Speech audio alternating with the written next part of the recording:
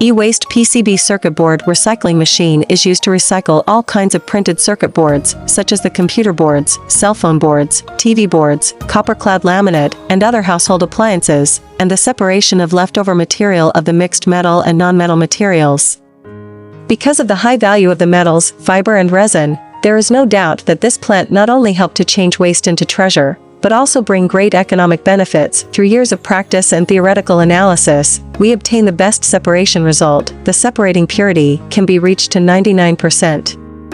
Rodex Struktur. The e-waste PCB circuit board recycling machine consists of shredding system, milling system, sorting system and dust collection system. The whole process is controlled by PLC. Through shredding, grinding, vibration screening, the incompletely separated metal and non-metal will re-entry into the grinding machine to be grinded again, gravity separating, electrostatic separating and pulse dust collecting. The metal and non-metal will reach about 99% of separation, eventually get metal and non-metallic collective, and the valuable components after dismantling machine can also be recycled refined.